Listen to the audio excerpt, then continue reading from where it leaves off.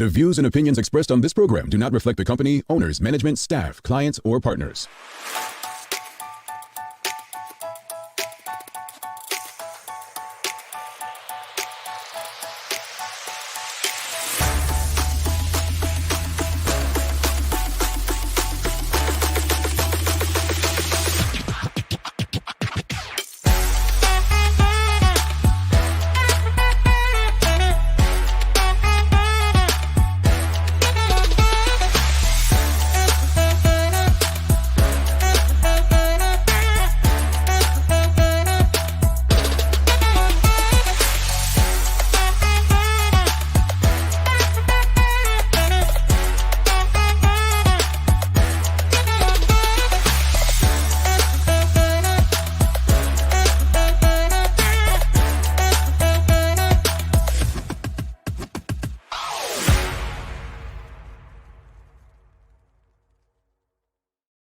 It's Friday, the 9th day of June, 2023. Welcome to Bermuda's Daily Talk Show. It's the Daily Hour brought to you by the BAC Group of Companies, Medical House, and Lindos. I'm Jamel Hartman. She, Sherry Vanderpool, and Maya Palacio will be with us in a bit to bring you the latest in her news break, brought to you by People's Pharmacy. Sister Sherry, how are you in your bright yellow today? I am doing well, Jamel. It is Friday, and yes, I have on bright yellow so I can, be bright and sunny and cheery. It's my birthday month. I haven't done countdowns and everything, but it's around the corner, so I'm excited.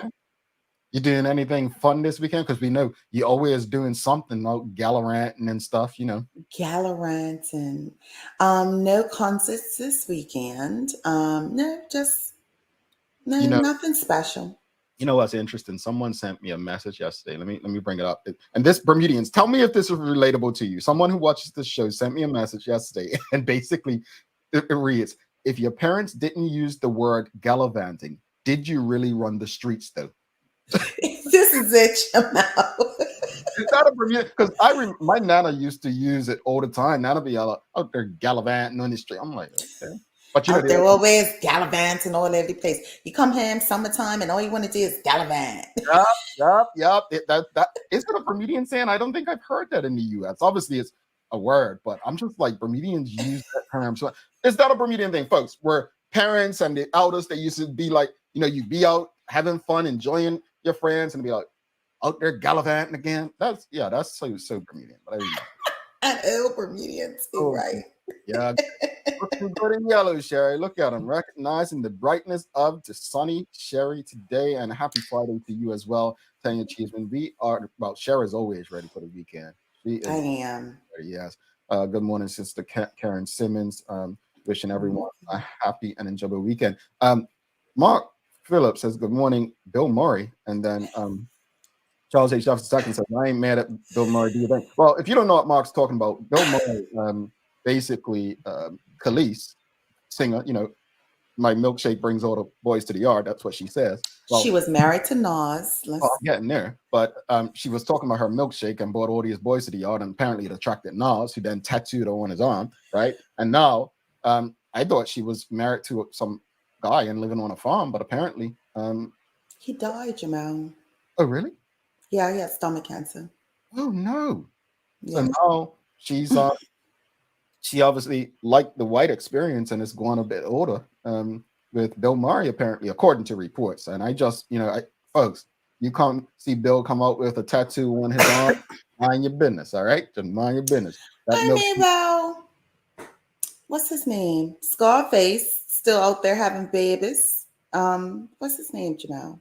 Al Pacino, and then Robert De Niro as well. Yeah, they're doing the thing. Those folks doing the thing. Yeah. Tanya Cheeseman says she hasn't heard the word gallivanting in a long time. We got Maddox is saying through his mother, hi, Uncle Grumpy and Aunt Sherry. It's from Maddox. Hi, Maddox. Have a good day at school, boss. All right, greetings, everyone. Thanks for making us part of your daily routine. A good one today as we welcome Kennette Burgess on. We're discussing the show, the dress code fashion show, Berkeley, the Alumni Association putting on. So it should be really cool. The Daily Play is a things you should know, Sherry. Okay. Different questions on the card. I'm gonna ask you the easiest one that I probably know. So we're gonna try to help Sherry today, folks. All right. Larry didn't make it. No, he had a bad day yesterday. Don't forget to subscribe on our website. Follow us on all of our social media channels to stay up to date with all that we have going on. Help us grow beyond the mic as we do our part to continue to improve our community. We had a poll on our Instagram yesterday. Our Instagram stories, we had a poll, right? And the poll was basically asking people, what did it ask? I forget. Where are we? Okay, so we had a poll. So if you've listened to the news break, which I hope you all do, we've reported as of late that there's been 2 accidents in the last few days with U.S. tourists on mopeds, scooters, bikes, whatever you choose to call them. So we just asked a simple question: should tourists be banned from bike renting? Should they be banned tourists from renting scooters in Bermuda? And so we got some interesting response. 58% said yes, 33% said no, and 9% unsure. Real quickly, folks, just let us know in the audience, yes or no. Do you agree that they should be banned, or no, we shouldn't ban them from rentals to tourists, bike rentals? That's not the question of the morning. Just want to know what you feel about that. Sherry, real quickly, how do you feel about that? Yes, I think that especially if you haven't had any experience riding a bike at all, why should you come to a country that you ride on the opposite side of the road and don't know the roads itself? At 16, children are made to take Project Ride who have lived here all of their life and so forth. I just really think that it's not a good match for them. Traveling Trotty says no, we shouldn't ban them.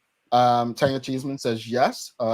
Sanjay and Maddox say yes. I disagree. I think I disagree because many Bermudians go overseas, never driven on a highway, and get on a highway, don't need a license, driving on the other side of the road. No, it's a big difference. Bermuda's roads are small, they're narrow. It's much tougher to navigate, in my opinion. But I think that's part of the Bermudian experience, getting on a scooter and so on. Now,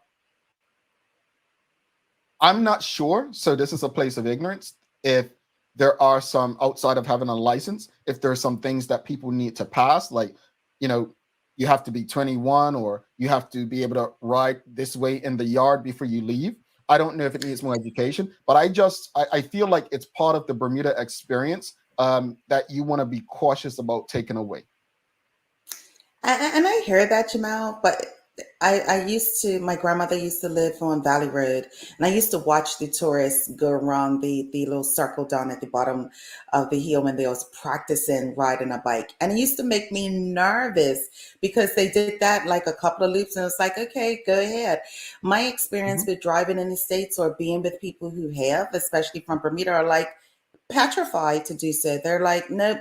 I'll rather, go with somebody who knows how to drive in the States and rent a car rather than me, myself, who has no experience to do so. Understand taking the experience, but now we have electric cars. We have little things that are a little bit more safer for the tourist experience. I just feel like if you don't have the experience, then a 15-minute tutorial is not enough. The thing is, I completely agree with everything you've said. Honestly, I don't disagree with anything. I think you're on the side of caution. Better safe than sorry. It makes sense everything you're saying. As much as I want to say different, you can't take the experience with you in a body bag, Jamal. I want to have a boxing match, but you're not making it easy for me today, Shy. I want to ring the bell, but no, I take your point. And I've ridden the scooter one other place. When we went to Martha's Vineyard, I was, rented a bike and so on. Things were so slow. Didn't know where we were going, whatnot. But the difference was I had experience. You know what I'm saying? I couldn't imagine if I had never ridden a bike, what it would have been like on those roads, going up hills, like next to crazy water and stuff like that. So I take the point. Let's go through the audience real quickly, and then we'll get into today's question. Marquita Lee, thank you. You're on the website commenting today. She says, no, but must have previous experience riding. That's what Sherry said. Yeah. At least have experience. Michelle White says, no, don't ban them. Their training and screening is poor. It's obvious that some can't ride. So maybe the rental places need to up their game. Hamaway says no. Karen Simmons says no. Renee Simmons says, yes, they should ban them. They should use the electric paddle bikes. Well, I mean, are they unsafe though? Or no, I don't. You think so? If you do not have experience, balance and core and all of those things play a role, especially if you want to have a passenger. Mhm. There's a lot to it than just the gas. And I watched someone put the gas on with a child on the back that just kept going, and The thing it is, was when horrible. the gas and then they hit that wall, they don't take their hand off the gas. They keep going. And you're like, let go, let go, let go. All right, let's speed through these so we get into today's question. Tanya Cheeseman says, I agree with Sherry. If we have to do Project Ride and take a written test to get a license to drive on our own roads, then how can tourists with no experience jump on a bike after little training? Sandra Durham and Maddox say the person responsible for renting the bikes needs to be honest when the tourists do the test. If it looks like they are at risk, they should deny them from renting. Sandra, I think that makes too much sense, but these people want money more than anything. Karen Simmons says, and I think then liability should come with that. Karen Simmons says, I think that the courtesy Bermudians used to show tourists is gone, which affects their experience. Yeah, there was a courtesy. I remember how courteous, like my daddy would always, help people. I remember driving with him in his truck. So yes. And last comment on this is Charles H. Jefferson II says, I think the electric cars are safer. I would love to see some stats regarding tourists renting bikes. It's an experience that tourists enjoy. Better training for rental companies is needed. All right. So I think we've settled with that. Question of the morning. So if you've been living under a rock, the Royal Gazette had an article yesterday titled Gaming Commission Salaries Released on a Petty Request. Now, a petty request, I believe, by the RG was put forth to ask about some salaries in the Gaming Commission. And the article reads on the RoyalGazette.com, 4 executives at the Bermuda Gaming Commission earned 6-figure salaries, while its commissioners received more than $1,000 each per meeting. Newly released records show the executives' combined annual salaries cost the regulator, which has not released audited financial statements for the past 3 years, at least $600,000 a year, though it could be as much as $775,000. Chief Executive Charmaine Smith, who was appointed in December, earns between $175,000 and $225,000 a year. Dwight Furbett, the Commission's Director of Finance and Human Resources, earns between $150,000 and $200,000, as does Olu Betamosi, the Director of Regulation. Legal Director Marvin Hanna earns between $125,000 and $150,000. The records show that the Commission Chairwoman Charlene Mack is paid $1,833 for each monthly meeting she attends. Deputy Chairwoman Judith Holbein receives $1,500, and Commissioners Jonathan Smith, Daniel Reese, and Renee Webb receive $1,250 per meeting. The salary bands and meeting fees were shared with the Royal Gazette in response to a petty request in March. So I'll stop there. And the question of the morning, based on what I've just shared with you, is what can we learn from the Gaming Commission salaries? And before we, I'm just going to jump to the Instagram responses that we had. So we had quite a few people on Instagram, and the same question was, what can we learn from the Gaming Commission salaries? And one response was that the government loves wasting money, right? Another says money isn't allocated correctly in this island. Another person says all government boards are not paid equally. Yeah, well, they would say this isn't a government board. They would say this is a quasi-government or a quango, right? So government boards would be works, public works and stuff like that, whereas BTA or Monetary Authority, BDC, or what's this we're talking about, Gaming Commission, these would be quasi or quango, I believe. Correct me if I'm wrong.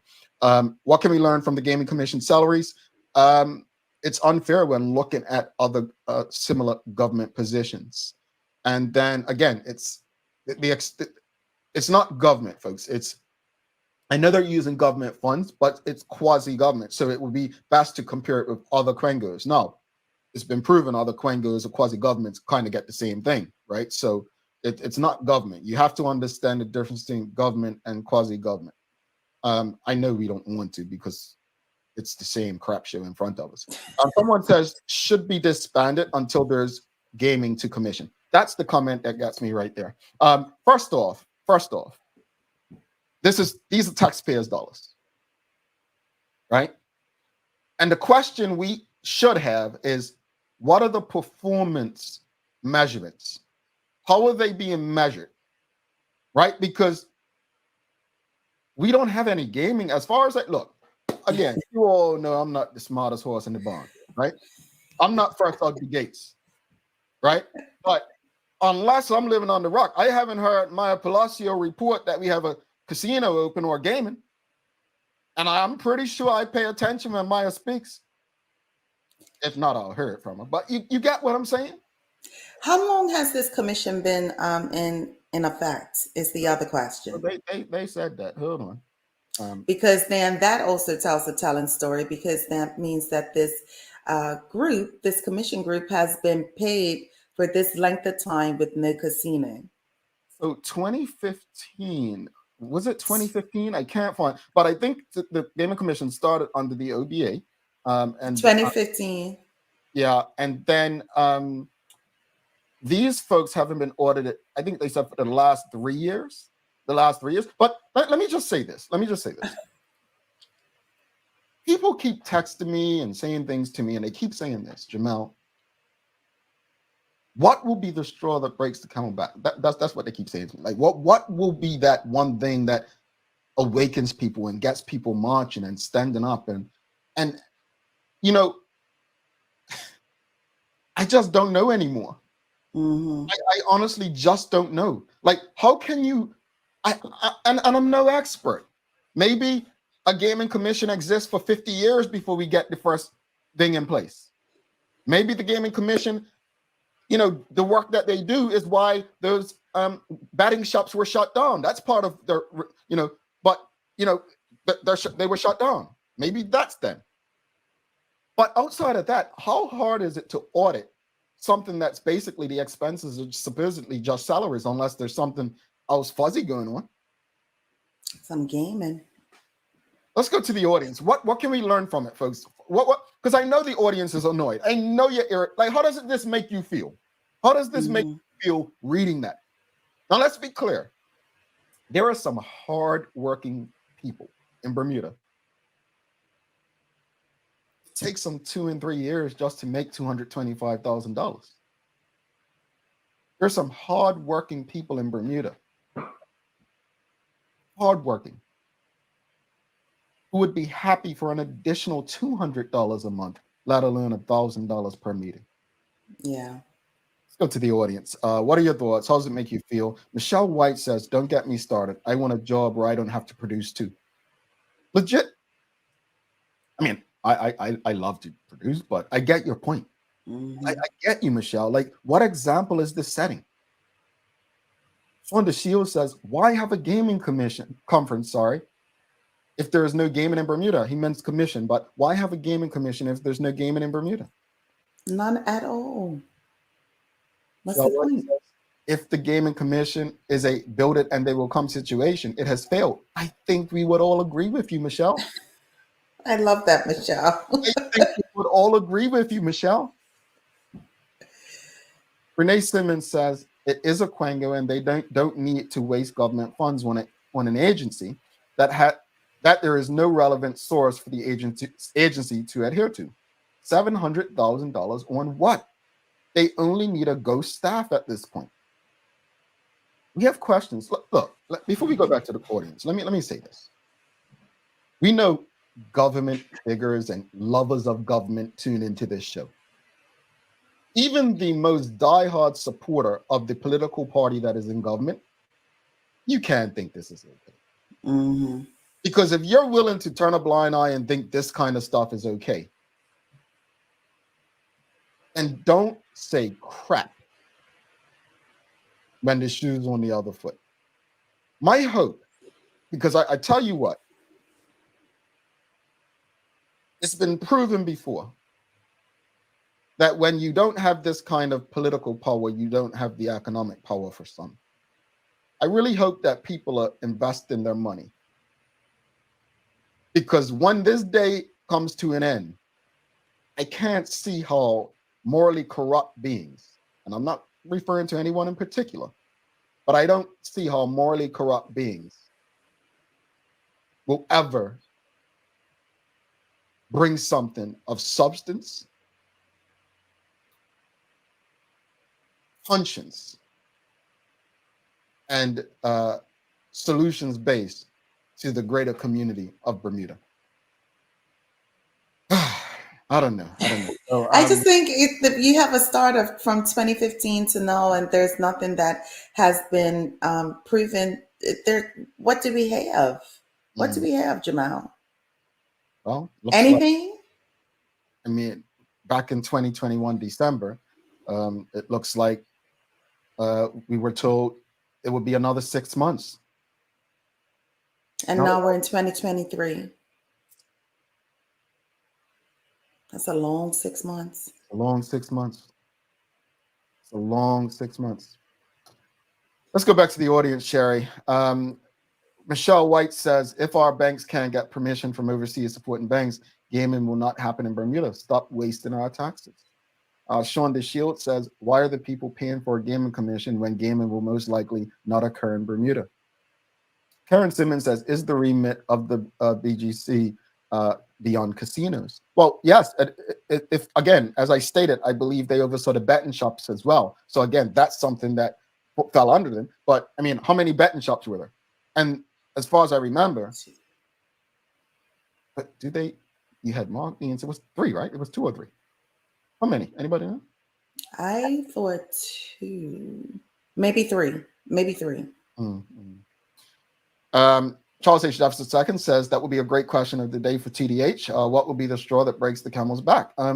Someone said yesterday, you're talking about national heroes. And I was saying, why politicians? Why can't we're the activists? And they said, well, what activists exist in Bermuda today that we would really get behind? And that it makes you think. And they said, put that to TDH. But Charles, you're right.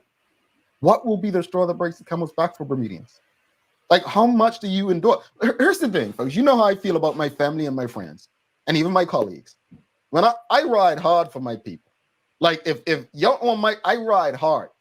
But one thing I don't do, no matter how hard I ride for you, I don't defend bad behavior. I don't promote bad behavior. And just because I love you, your family, friend, colleague, I'm not going to defend. I'm not going to stand up for you. That's not how we learn. That's not how we become a better people. It's not. I'm sorry. And we have too many weak-ass Black Bermudians especially that defend wrong because they agree politically. This is ridiculous. If this were a Michael Dunkley-led government, it could be a Craig Cannoneer-led government. You all be marching. You be all in these people's faces. Don't do this to your family. Don't do this to the next generation of Bermudians. Trust me. If you sit silent and allow this, you cannot tell me you see it getting better. Stop being so selfish and thinking about what's in it for you. Yeah. Because what's in it for you today could very well cost you in the years and decades to come.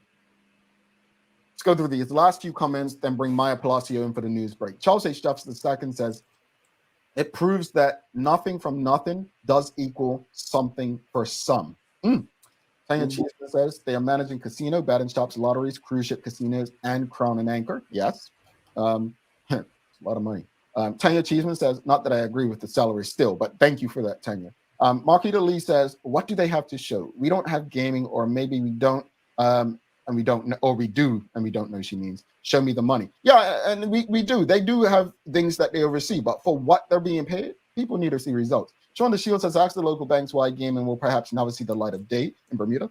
We'll put that question to him. Maya, can you write that down? Let's ask the banks. Sam Capley says, it's so much going on at one time that it's becoming way too much where we are just exhausted. It's just sad and not justifiable. Sean DeShield says, all the bettings have closed. I remember I remember an article. All right, let's bring Maya Palacio in for the conversation, folks. Don't forget, we've got Kennette Burgess coming up. We're doing some fun stuff with local designers and the Berkeley Alumni Association. So wanted to keep tuning into that, but I'm sure Maya's got some great stuff for us in the news break. So over to you, Mr. Palacio.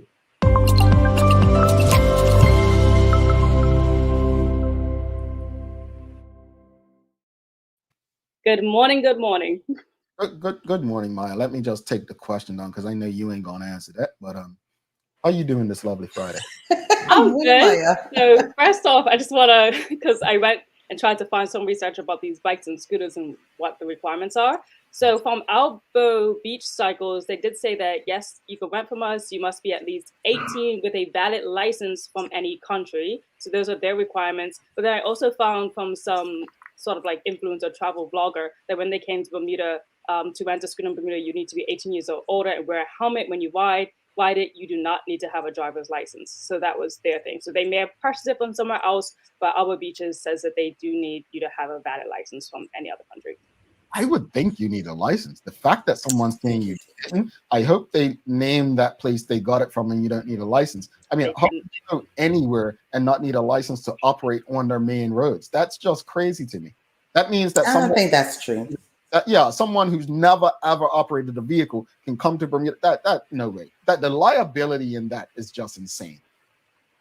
I'm not saying they're lying. I thought it was real far-fetched. So I'm saying the source comes from just a travel vlogger, not the actual company, just a travel vlogger. So maybe if that was their experience, not gonna say that lying, but at the same time, that Albo Beach says that they require a license. The older people say they telling a story. People want, you know what they do? They want their likes and views, so they'll say anything sometimes. I'm just saying. Sip my tea. I mean water. Well, good morning, everyone. This is the Daily Hour News Break brought to you by People's Pharmacy. Starting out this morning's news, in response to all the the smashes and the grab burglaries committed over the past couple of months, the Bermuda Police Service welcomes a new operation, and they call it Operation Azkaban. On Tuesday, May 30th, the Bermuda Police and Crime Division, supported by the Tactical and Community Police Division, arrested a 46-year-old man for a number of burglaries, which occurred predominantly at the service stations. A day later, another man, aged 36, was also arrested in connection with these matters. Several warrants were executed at residents in the Smiths and Hamilton Parish, where a number of items, again, connected at the burglaries were discovered and seized. A stolen motorcycle was also recovered. So here's an image of some of the things that were actually recovered during that. Continuing on, the 46-year-old suspect has been charged before the courts and pleaded guilty to a number of these burglaries. The 36-year-old has been released on police bail. And most recently, on Tuesday, the 6th of June, the team again excavated several search warrants in Pembroke, Devonshire, and Smiths, where several items believed to be stolen goods were seized. And again, 2 stolen motorcycles were recovered. Now, here's where the age kind of gaps dropped significantly. 4 persons as well between the ages of 15 and 19 who police suspected were involved in the smash and grab burglaries in City of Hamilton and Sands Parish were also arrested. A 5th individual was arrested for suspicion of possession of controlled drugs with intent to supply after police discovered a quantity of controlled drugs during a search of his property. Mercy. Bermuda doesn't have pawn shops, right? Like they used to have a gold place where you can sell gold or something like that. Yes. You're on mute for some reason. I'm sorry. We do have a cash for gold. Cash for gold. In the City of Hamilton, in the mall, I believe that's still in operation. Last time I was there, I think it's still there, where you can sell your gold for cash. Yes. Okay. And the only reason I ask is it seems like people would be, obviously stealing to kind of sell stuff to make money. I don't know, but that's when you have space burglars like that. Like, who are they selling this to or planning on selling it to?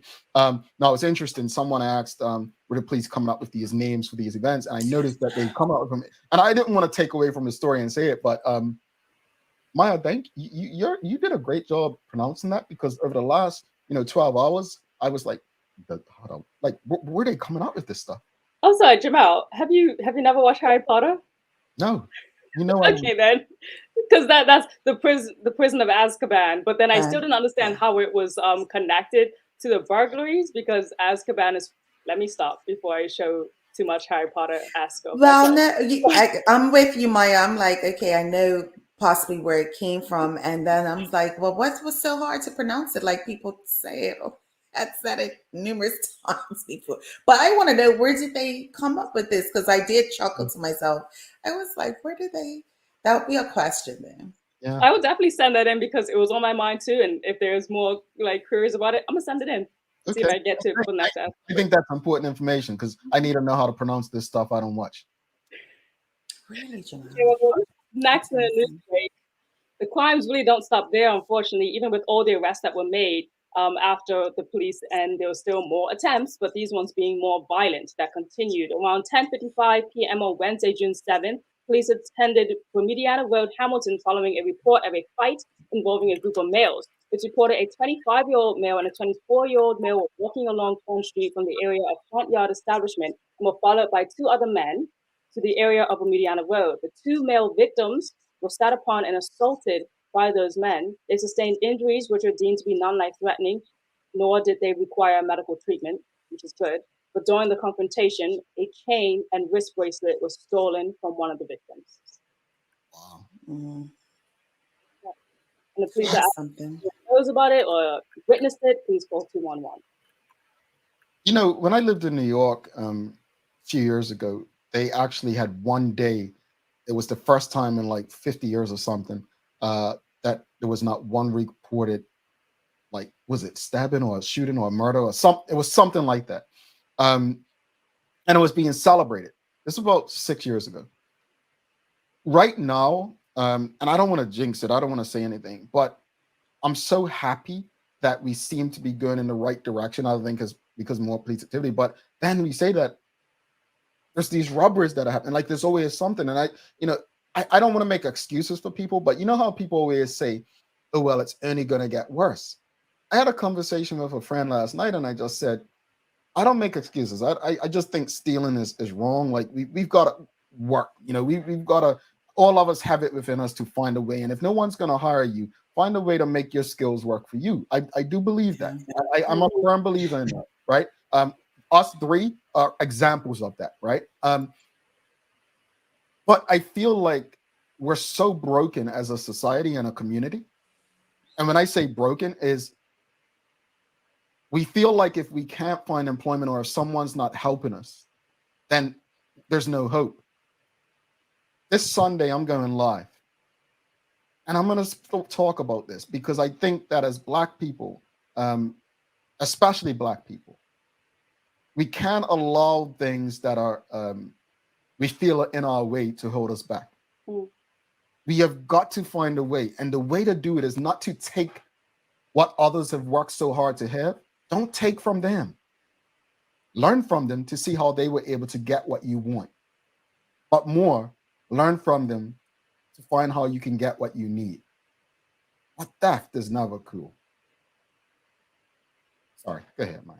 No, you just made me remember a conversation I had last night there because this is me expressing my opinion. I know don't generally do, but Love it. I know that for the Black community, I would definitely say there are things still in our way, 100%, still things in our way, and it makes things so extremely hard for us. But I hate it when I'm reporting, all these collisions that happen to Black males that are prisons are held with more Black males, and then having that dialogue of, well, it's our community that like we have majority Black people in the island. I'm like, okay, well, if that's the case, then why not the majority of Black people hold most of the money?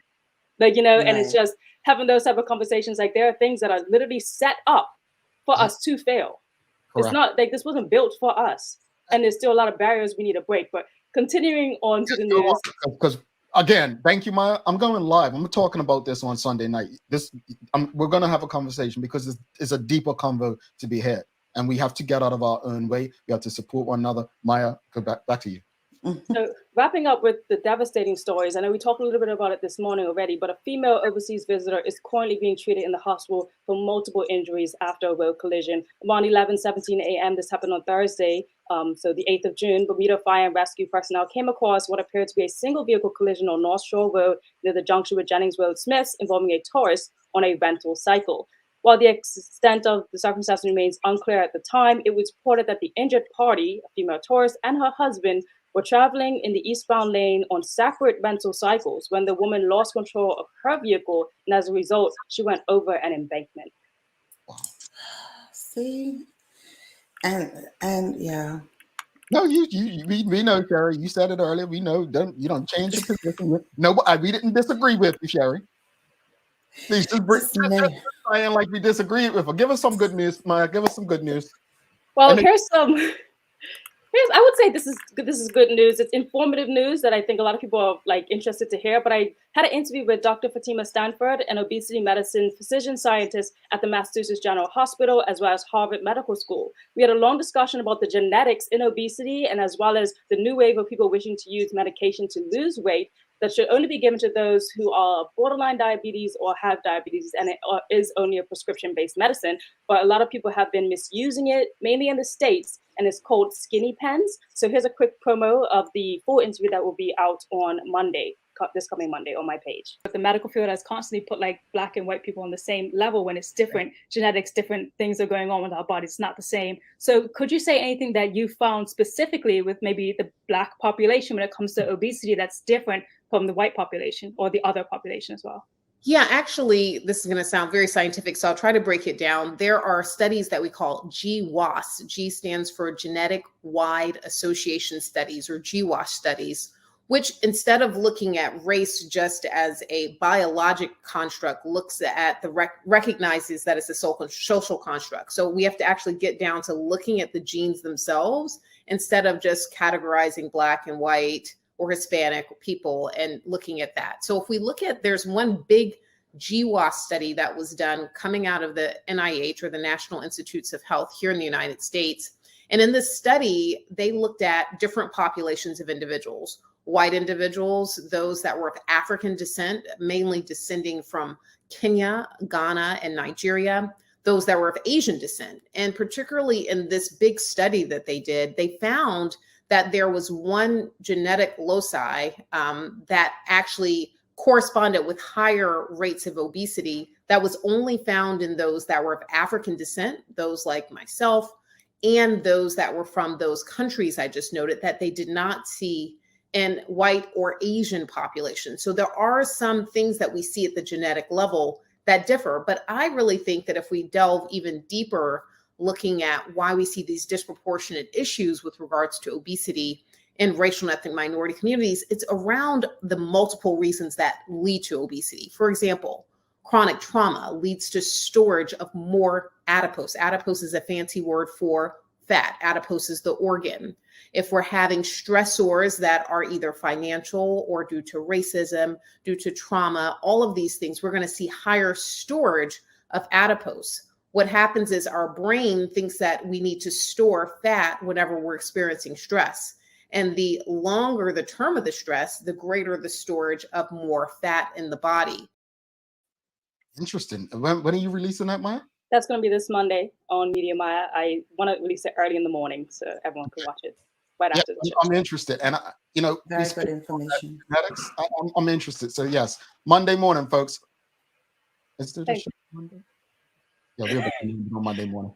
Well, closing up my stories for today. So last night I was at the Bacardi event for Beyond Plastics, and there's a partnership right now. If you didn't already know, Bacardi was the first people to come on board as a champion for Beyond Plastics, which means that they are meeting all the criteria that is required to actually have, no plastic in their business as the company that they are. Working toward it. So small steps, but still working toward it, and became the first champion. Well, I spoke to one of the persons on that board, and here's what she actually said during the speech that happened last night. Also, just to mention, Deputy Premier Rebane was also in attendance. He gave a speech as well, and he talked about the legislation that is going to be passed sometime later this year. Hopefully in November, he says that there'll be legislation put out where people can give their opinions and reviews of the legislation before it's pushed as the phasing out of plastics, single-use plastics in Bermuda. But here's a quick speech from last night. In the last 12 months, my colleagues and I have spoken to literally thousands of Bermudians, whether it is in their boardrooms, on the radio, in restaurants, supermarkets, or through their computers, or on the street. We have been talking and banging the drum about moving on from single-use plastic as a community. Even my poor brother was trying to have a quiet coffee at Brew when I shouted out of the car window and said, "What are you doing? Drinking out of that single-use coffee cup?" No one is safe from the Beyond Plastic team. So what is next? We need to do more. We need to talk more. We need to visit more. We need to partner more, and we need to inspire more. I need some more volunteers if anybody has some free time. Currently, our Champions program, which Bacardi was the first company to kind of come on board and be a champion. We have in excess of 30 companies right now that are in full compliance. These businesses include retail brands, corporate groups, hotels, restaurants, spas, and today we can share we have our first school champion, BHS. But what's even more exciting is another 30 companies are working to get there. because it is a journey, it is a process, it is not something that necessarily happens overnight. And certainly a lot of our fellow Bermudians are having a hard time giving up their plastic coffee pods. So that's often why they won't have champion status yet. But we're getting there, because the thing is there are sustainable solutions on island. Innovation is here. It is happening, and we started 3 years ago, but what is available now is completely different. And that is what is exciting about this, is the world is moving forward, and we as Bermuda need to move forward with it. Alrighty. I have been inspired by Beyond Plastic, KBB, and Bacardi. I've said it on this show numerous times. I actually just bought another reusable bag because I can't find my other two. So yeah, I would spend the 99 cents to get a reusable bag every time I go to the store if I forget to put them in my bag, just to help with the environment. So that's my little part. And again, that's all it takes, just taking steps towards, improving our environment. Yep. And just for anyone curious, I know you can reach out to Beyond Plastics, but this is kind of the requirements that is needed for a retail business to reach that champion status. There's a checklist there if you want to take a look. A lot of it is quite attainable goals. So see if you could become a champion of Beyond Plastics in Bermuda. And the weather for today is looking like a few pokes of sun with developing showers, though, mainly. So we're still going to have some rain, and we have a high of 79 degrees. Maya, thank you so much for that. Sherry, days of the year for Yes. Well, guess what today is International Dark and Stormy Day. The delicious and potent highball was created in an accidental collaborative effort of a family of Bermudian rum makers, the Goslings, and some seasick sailors. Members of the British Navy stationed in Bermuda in the 1920s brewed some ginger for some seasickness, and some intrepid sailors began to add a dash of Gosling's local-made Black Seal rum. And now it is widely recognized as the cocktails to date. So pour yourself a tall glass of Gosling's Stormy Ginger Beer and taste this liquid masterpiece. But please, please, please drink responsibly. I'll share this before we go to break. I was working for Bermuda Tourism, and they had a relationship with Gosling's, and would do these events. We were doing a cruise thing in New York on the harbor, and man, it offended me so much when they had them in the can. That's when they must just bought out the new thin cans. Man, this girl drank it and spit it out near me. I was like, "What is this crap?" The lesson in that is not everyone's going to enjoy what you're selling. Yeah. Right. Yeah, spit it out, Maya. Yeah. I guess. Maya, thank you so much. You'll see you later. Have a wonderful Bye, guys. Alrighty. All right, folks, don't go anywhere. Take a quick break. Got a fun conversation coming up with Kennette Burgess. We're talking about some local designers, Sherry. Local designers. I'm thinking about having my own brand myself. Maybe I'll, see if I can enter. Okay. Let's face it, life can be a little wild, but shopping doesn't have to be. I choose People's, so that whether it's a prescription that needs to be filled, a toy for my little terror, or a gift for a new addition to the family, we'll see about that. Everything's available in one convenient location. Some call it People's, I call it my one-stop shop in the city. People's, we're here for you.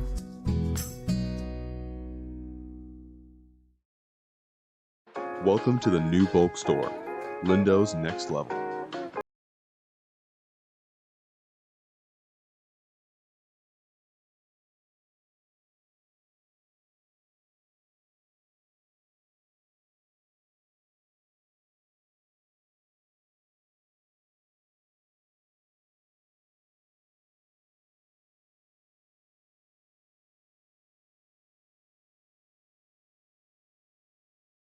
Mom's celebrating her 70th birthday next month. Have you noticed her age is catching up with her? Yeah. Plus, she's having a hard time getting up and around like she's used to. I would sure hate to see her fall. At Medical House Limited, we can help make life situations easier. We have electric beds, motorized scooters, bath stools, walkers, you name it. Mom's been real good to us. We'll get her birthday and Christmas gifts from Medical House.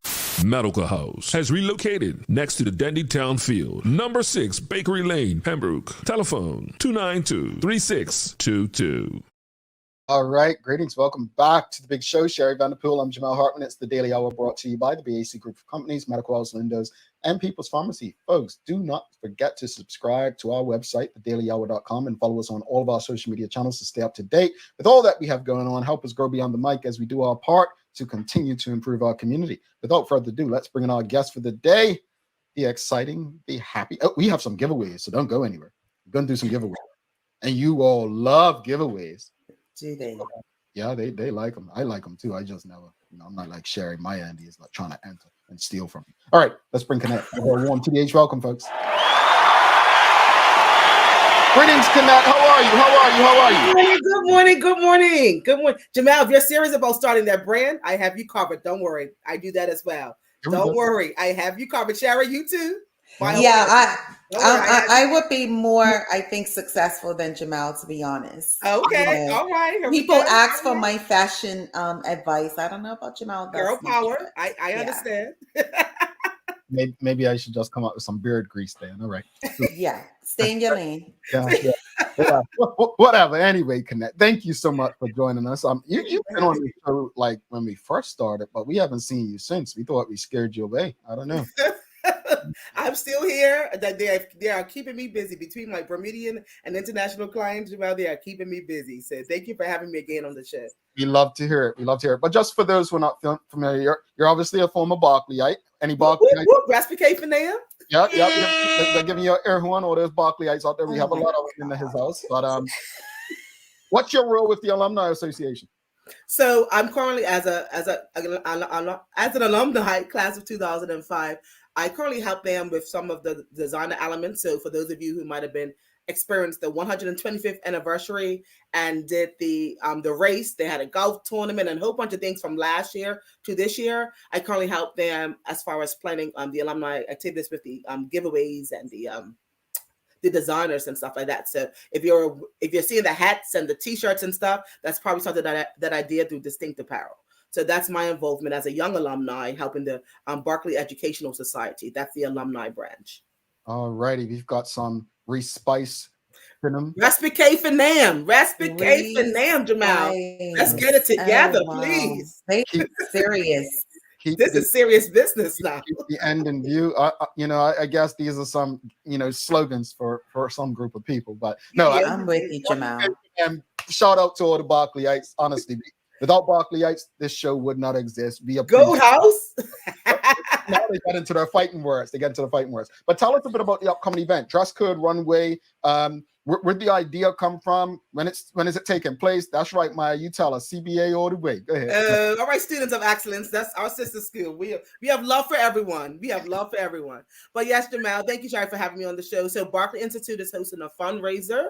Right, that's the key word. It's part of the 125th anniversary, right? And it's this Sunday at the Berkeley, and it starts at 3:30, but doors actually open at 2:30.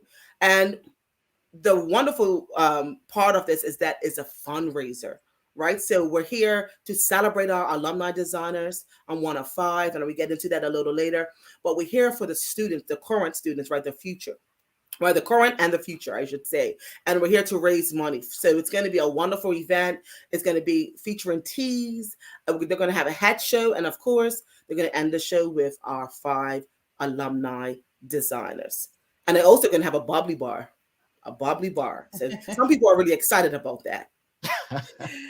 Well, Jamal loves hats. I love a hat as well. So that is, I'm a What type of hat you like? What type of hats? I like fascinators and fascinators. Yeah. So I would have one on for Sunday. So nice. Come on out. We're encouraging people to wear the hats. So I have a fascinator that I'm going to wear with my outfit, and my outfit's going to be a surprise. Right? Oh, wow. Well, tell us in doing this whole project and runway and fashion show, how have the students responded to being able to work with former students living out their dreams and passions? They have responded excellent. A funny story, actually. So, of course, I just graduated in 2005. To me, that's just around the corner, right? But some of the students, of course, that was 2023 when they found out, when Ms. Maxine Esdale, who's the organizer of the event, you know, when they told me you're working with some young alumni, and they told us, well, you're 2005. It was like, I was like, oh my goodness, 2005. I was like, oh my goodness. But because I guess us mature, seasoned, whatever, young alumni, they have responded actually great. So we have about half students and about half alumni, I would say, that are in between the hat show and the 5 designers. So of course, as you know, Berkeley has a huge alumni base, a very responsive base. So for us to have students just as involved as the alumni, that's an excellent task. So pat ourselves on the back for the Berkeley Education Society. Wow. Well, we don't talk about when I graduated from school, high school, what year that was. But moving along, Jamal, what have the students taken away from this experience working with the designers? So apart from working with us as far as being models, and some of them aspire to be models themselves, or they're like, look, you guys are raising money for us as a fundraiser for us to get scholarships. So of course we will give back, right? So apart from that, guess what? Just like Jamal, you know, he's good with the live stream, the media, the technical side, and the radio and all that. We have a lot of students that are actually interested in that, right? So a lot of students are actually working to get that, what you call that hands-on experience. So we have students that are running the show, right? Backstage lighting, props, right? Got the headphones on and like cue the lights, you know, run the props and stuff. So they're getting a lot from working with us from the runway right on over as well to backstage. So they're involved in every area of this 125th fashion show. So they're excited. I love it. And that's one of the things that I'm passionate about. Making sure that, of course, we're raising money for scholarships, but the key, you're getting an education, whether you're going off to college or you're going into the work field, you need experience in your field. That is crucial. So I'm glad that this show is able to provide that experience to them. That's awesome. And that's sometimes where students get their first taste of different things that they may want to do when they finish high school. But what do you hope that the show can do for the local designers? So we are excited. Again, the designers are here. We're excited to give back, right? All of us are graduated from, I think the earliest is like 2003. Amije Gooder, I think was the first, and then me and Channing Deal graduated with me, Rochelle Dio. That's already so we're excited just to give back, right? One thing about Berkeley, you know, Berkeley, we're used to giving back. Whether we participate, whether we're in the alumni association, whether we financially give back, or in this case, volunteering our time and money.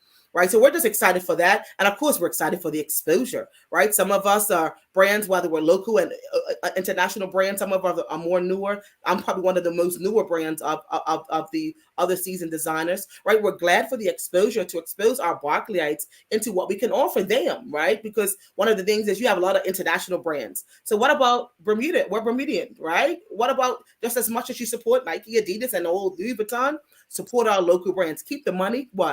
In our economy, because it's all about economic empowerment at the Berkeley Institute. Indeed. Love it.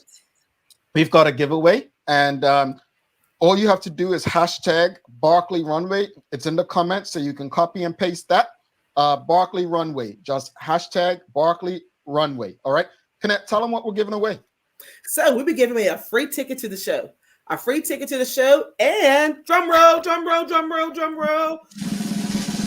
Thank you. I love it. I love when you do that. We're also going to give away a free gift set from Distinct Apparel. So for the winner, they can come and pick up just have them email me at Kennette@getwithfocus.com, where I have them email me, and then we would arrange how they pick up their ticket and also get their gift set at the show. All right, but that's what they will win. I'm excited. I absolutely love this. I love this, and let me tell you why I love it, Kennette. We spoke about this earlier about during Maya's news break about, you know, doing better as entrepreneurs, supporting one another as entrepreneurs, especially Black people, and we have a responsibility. Yes. We've heard over the years how certain brands, the owners have been racist and didn't make the clothes for certain people, right? I love this. I love that we should be doing this in other spaces. We should be finding ways, like alumni associations of different schools should be, you know what, you're interested in media, we need more Black media. Let's create something. Let's find a way. So I absolutely do like the idea. I like that you're going forward with it. I'm looking forward to learning, you know, what the outcome is, you know, the aftermath, to see how successful it was. But as Sherry sounded so excited when she asked you about the experience for the young people. Yes. Like that's cool, you know, and it's not like it's a Kenneth Cole or Tommy Hilfiger. It's like, no, these are people you know who are making things that you can wear. So appreciate it. Hashtag Berkeley Runway. Let's see this. Let's check this out. Let's see what we got. Oops, it just went over Kennette. We gotta fix this. Here, you see me? Yeah, there you are. My goodness, Kennette, what'd you do wrong? All right. And Jamal, look, the great thing what you just said is that our brands are for people of all sizes, of all ages. So we have our youngest person that's 7 to our oldest person that probably might be 70, 80 years old walking the runway. So it's a very diverse show. Yes, all sizes. Yes. All right, well, let's do this giveaway. Let's see who did lucky. Let's hit it. Big money. Was that the Daily Hour in there? Sure. Yes. Could you put the hashtag? Rosalind. Rosalind Famous. Are you a Berkeleyite, Rosalind Famous? Are you a Berkeleyite? Let us know. Congratulations to you. If not, she's going to be honorary at this show. Maya's hating. So Kennette, I'm going to do this to you. Come on, Maya. We love students of excellence. But if the Daily Hour would have won just now, would you? What would have happened, Kennette? Well, that's between you two. So the Daily Hour, I guess, is between you two. Would have to fight. So I'm not sure. You can win it, and you can give it to somebody if you're not. It's up to you. Oh gosh, that would have been a fight. Because Jamal was like, I want to get. I'm like, no, we're giving it to. Oh my goodness! I'm going to go back to you two. You saw that out. We would have had to do it again because they would have thought it was a setup. But Kennette, just remind people when the event takes place this Sunday, what time, where to. Give us the info. So this Sunday at the Berkeley Institute, the event starts at 3:30, but the doors will open at 2, and with our bubbly bar and everything. So please come on out. Tickets are $45. Again, it's a great price for a show that's going to be a great fundraiser for student scholarships and education, right? You can get tickets online at PTix, at the Union, at the Berkeley Institute as well as 27th Century. And if you miss anything, feel free. I'm not Jamie. You can put my email up, Kennette@getwithfocus.com. You can go ahead and email me, and I'll get you over to the organizers so you can work that out. All right. Tickets will be sold at the door if there are any left, but they're going fast. So don't wait for that. You might just miss out. And Rosalind says she is class of 90 Gold House. That's right, Rosalind. All right. Yes, my fellow Gold House. All right. Something about Berkeley, I tell you. They're a special group. Please email Kennette@getwithfocus to collect your winnings. Rosalind and Kennette, thanks again and congratulations to you all involved. Thank you so much for having me. Thank you for all you do. No problem. Kennette Burgess, folks, if you appreciated the conversation, give us a thumbs up, a love, a like. Make sure you go check that event out. Local designers. Hey, there's some people with some cool things. Go support them. I just hope that they don't make anything in red the whole month of July. That's my only request. Let's take a back after this. I ain't worrying about you, lady. If you haven't been to ER Fisheries in a while, it's time to hop in the car, drive east, and come check out what we have to offer. ER Fisheries and Foods is a Bermuda-based food company that sells a variety of food products to local customers. We are, of course, known for high-quality food items, including specialty meats and seafood, but we offer so much more. We have evolved from a small community-driven ordering window to a modern freezer front with easily accessible products. Our newly revamped store offers customers a top-tier shopping experience, and we also offer delivery. Regardless of your preferences or diet, we have something for everyone, including chicken, many varieties of seafood, pork, lamb, beef, plant-based items, fruit and veggies, bread, dairy, and grocery items. So come check us out for your specialty grocery needs. ER Fisheries is open Monday through Saturday from 10 a.m. to 6:30 p.m. at 134 Marginal Wharf, Southside St. David's. All right, welcome back. Thanks again to Kennette Burgess coming on. Go check them out this Sunday, folks. Dress code, runway fashion show at the Berkeley Institute. Thanks again to the BAC Group of Companies, Medical House, Lindo's, and People's Pharmacy for ensuring we can have these conversations. And again, if you appreciated the information today, the discussion earlier on about the moped rentals, the discussion about the gaming commission salaries, and obviously the conversation with Kennette, give us a thumbs up, a love, a like. Make sure you share these conversations. It is time for the Daily Play, though. Yep, time for the Daily Play, brought to you by Bermuda Trivia, now available at stores throughout Bermuda. Follow Bermuda Trivia on Facebook, Instagram, Twitter, and TikTok to find out why it's Bermuda's favorite trivia game. Sherry, it's a things you should know. Are you ready? I am. I think this is easy, folks. I think Sherry will get this one time, no pressure. Audience, if she doesn't, please put her in her place. Sherry, the question of today: how many years are in a millennium? I don't know. Is it 20? 150? I don't know. Why would you think that was easy for me? How many years are in a millennium? 100. 1,000? Jesus.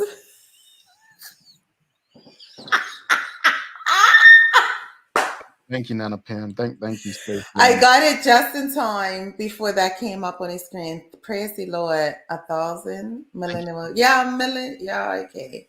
Sorry. Thank you. I don't know why. You said 20? I knew that was wrong, Jamal. I did know that was wrong. I knew that was wrong. You know, Sister Sherry, I think you was playing with me just now. I was. And Sister Sherry, I'm gonna get you back. Yeah, That's fine. I got it though at the buzzer, or right before the buzzer, and before it appeared on the screen. So, yeah, Shika. Yeah, praise the Lord. Yeah, praise the Lord. So Sherry, let's wrap up today's conversation. We talked about a lot. What you got for us? What's your final thoughts on today? Well, real quick and simple. I definitely believe tourists. We should ban tourists that don't know how to ride bikes from renting them. It's too many collisions, too many things that have happened over the years, and I'm glad we have alternatives. As far as the Gaming Commission, like, where can I sign up to be on this board? Can we just have some production of what we're paying you for? That's simple, that easy. Like, can we have a casino? Maybe. But anyway, as far as Kennette Burgess, I love what she's doing as an alumni. The Berkeley Institute is a special institution for many. And I love that they're giving back to the students and the education. And this is how we teach young people and help young people to progress through life, is by reaching back to help. So I love what they're doing. Go out and support her. Yeah, indeed. Just want to say, I mean, as regarding the mopeds, I want to, when people visit Bermuda, they should be able to leave in the same manner that they intended to, and arrive back safely to their families. I think we need to figure out a safer way for them to experience the Bermuda they like to in the way they want. And I'll leave it at that. No necessary opinion other than just making sure that people are safe. In reference to the Gaming Commission, I think, look, they may have to ask this question: what will be the straw that breaks the camel's back? Like, what exactly is it going to take for Bermudians to fight back, to stand up? Look, it's not easy speaking out. I say all the time, we celebrate the wrong things. We think that compliance achieve things for Black people. We believe that going along with the grain. We believe that doing as we're told, when it was pretty much the opposite that gave us the opportunity to explore and become who we were and thrive. We have got to figure out if we're going to be selfish and worry about ourselves, or if we're going to take, some lessons from the ancestors who were here before us and fight back on behalf of those coming behind us. But cowardly behavior is not going to drive us forward. I love what the Berkeley Alumni Association is doing. I like how they are involving young people in the process. And I hope this is the beginning of many other alumni associations doing similar things. You've got Dr. Kaiwan Brown, who is, I believe the first doctor out of Cedar Bridge, if I'm not mistaken. Working with young people, if he has time or his office, he probably is, but things like that, to get more young people into that. even people like myself in media, trying to work with young people, which I am technically, that's not through the Alumni Association, but as a CBA grad, so really just trying to bring others along, giving them the expertise. But as Maya would tell you, and I tell all of you, is like, I don't want to be your boss. We need to create each of our production companies. And so creating entrepreneurs through their interests, that's the goal. So thank you to Kennette. Sherry, you've got some daily inspiration for us? I do. The daily inspiration is being brought to you by ER Fisheries. When we are no longer able to change a situation, we are challenged to change ourselves. And that's from Viktor Frankl, who's the Austrian psychiatrist. Thank you so much for that, Sister Sherry. Folks, do not forget to subscribe on our website. Follow us on all of our social media channels to stay updated with all that we have going on. Help us grow beyond the mic as we do our part to continue to improve our community. Thanks again to the BAC group of companies, Medical House, Lindos, and People's Pharmacy for ensuring that we're able to do this with you on a daily basis. As always, we appreciate you. We love you. Thank you for making us part of your daily routine. If all goes well, we'll be back to do this again with you tomorrow. On Monday. She's Sherry Vanderpool. I'm Jamel Hartman. I'll be with you live on Sunday. Just go to jamelhartman.com and I'll see you there live on Sunday, and we'll be having a conversation. The business of racism, Black in business. Make it a safe and great weekend. We are out. Oops, hold up. Let me get my mug. No, gotta show you the mug. Peace out.